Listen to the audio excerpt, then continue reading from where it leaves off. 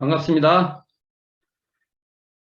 자, 저희들이 정기훈련법을 지금 시작해서 저번 시간에 정기훈련법 중에서 정신수양 훈련 과목 해서 연불좌선에 대해서 큰 흐름을 파악을 했는데 훈련법 중에서 정신 수양 훈련 과목인 연불좌선도 일원상 자리에 근원한 훈련이 되어야 된다라는 것을 좀 더 강조를 해봤어요. 자, 이번 시간에는 정기훈련법 중에서 사리연구 훈련 과목, 이제 과목이 우리가 정기훈련 11과목인데 사리훈련 훈련 과목이 많아요. 그러니까 경전, 강연, 회화, 의두, 성리, 정기일기 6개가 됩니다. 그러니까 그 숫자로 따지면 이게 막강하죠. 그래서 실제로 우리가 정기훈련을 할 때, 과목으로는 사리연구 훈련 개수가 많을 수밖에 없다. 이렇게 볼 수 있죠. 근데 한번 대종사님 법설 중 한번 읽어볼게요. 대종경 교육품,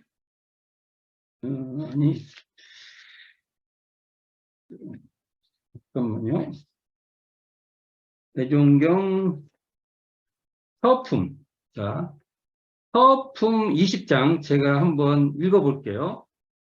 이거 좀 읽어볼 내용인데요. 정기훈련과 관련돼서 읽어볼 내용입니다. 대종사 선원 대중에게 말씀하시기를 제례 사원에서는 연불종은 언제나 연불만 하고, 우리 정기훈련 법 중에서 정신수양 과목인 연불좌선이 있다고 하면 연불종은 연불만 한다는 거예요. 그리고 교종은 언제나 경전 보는 거, 강경만 하고, 선종은 언제나 좌선만 하고.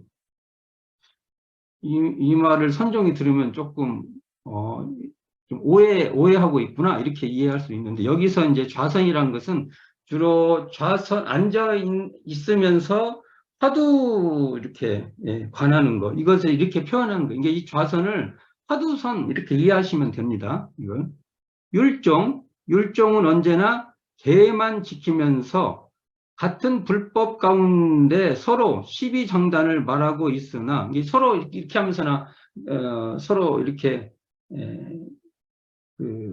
장단을, 니네들은 단점이 적어 있어 막 서로 이렇게 그런다는 거 있잖아요. 그것은 다 계정의 사막의 한 과목이므로 우리는 이것을 병진하게 하되, 이렇게 안 하고 대종사님은 그것을 다 이게 계정회와 관계된 과목이니까 이것을 병진해서 아울러서 하겠다는 거죠. 매일 이제 어떻게 말씀하시냐면, 매일 새벽에는 좌선을 하게 하고 새벽에는 좌선을 한다는 거죠. 밤과 낮에는 경전, 강연, 회화, 의두, 성리, 일기, 연불, 여기로 말하면 연불을 주로 이제 밤에 하는 걸로 돼 있죠. 등을 때에 맞춰 하게 하여 이 여러 가지 과정으로 고루 훈련하는, 이게 우리로 말하면 11과목을 고루하게 한다는 거죠. 누구든지 이대로 정진한다면 제례 훈련에 비하여 몇 배 이상의 실효과를 얻을 수 있으리라. 이 대목이 정기훈련법을 공부할 때 우리가 좀 읽어봐야 될 내용이고, 또 이제 제가 나중에 이제 읽어보겠지만, 103쪽에 보면 제례사원과 본회 선빵 훈련 방식 해서 이 내용이 또 나와요. 이와 관련된 내용이 나중에 또 한번 읽어볼 건데, 그 중에 중요 대목만 한번 읽어보면은 이렇게 돼 있어요.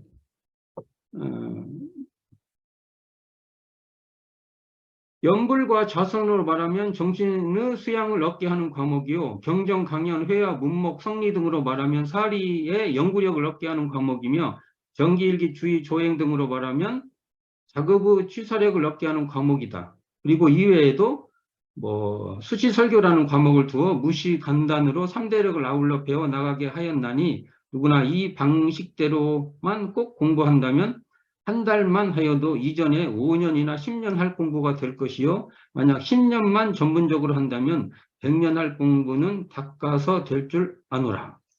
대전사님의 자신감이 여기 묻어나 있어요. 이렇게 하면은 달리 이렇게 아무리 이렇게 뭐 전문적으로 막 연불만 한다든지 좌선만 한다든지 뭐 강경만 한다든지 하는 것보다 훨씬 효과적이다라는 소태산 대종사님의 자신감이시죠.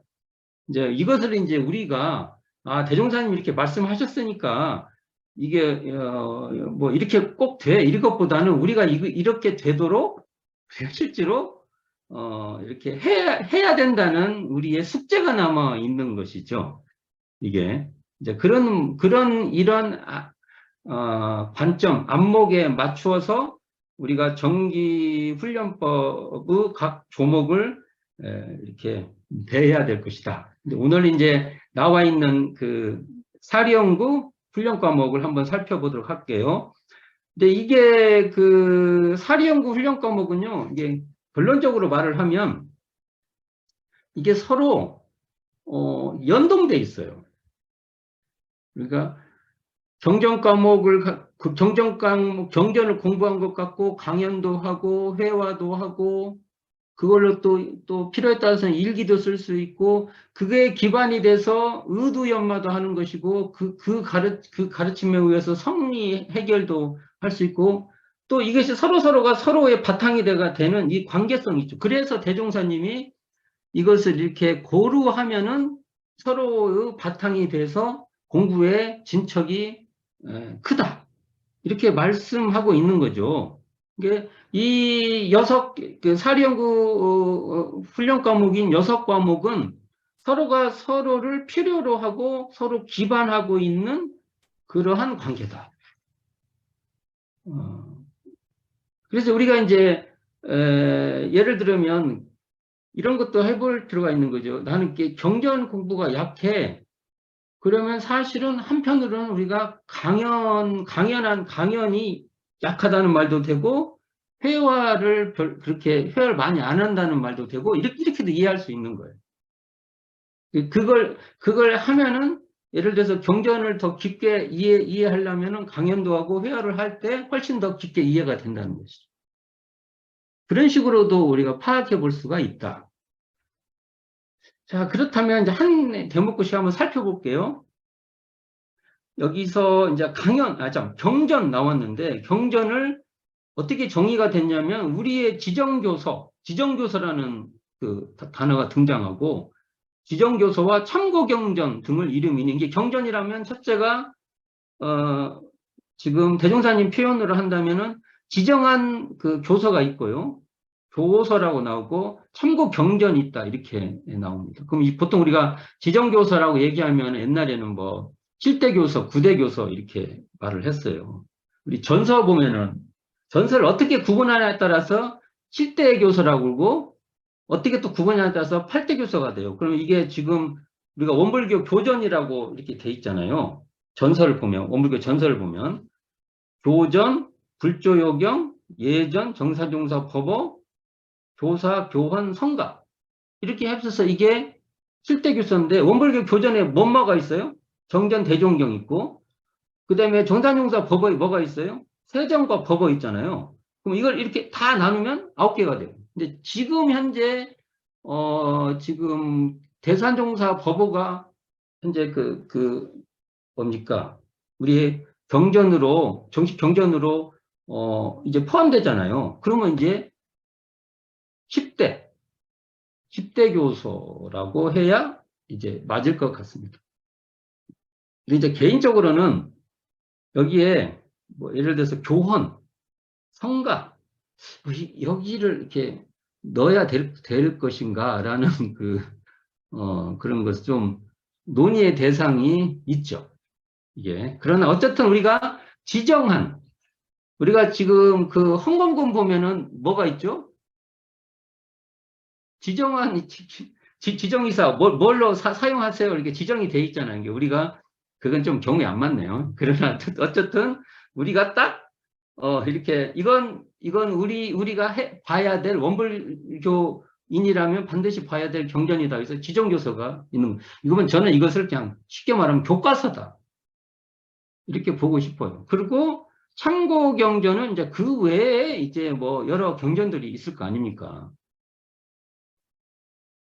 뭐, 예를 들면 지금 수신정경, 정산종사님께서 전에 대종사님 당대 때 그 정정요론, 그 내용을 다시 정리해서 내용 수신정, 이런 건 참고경전이 되겠죠.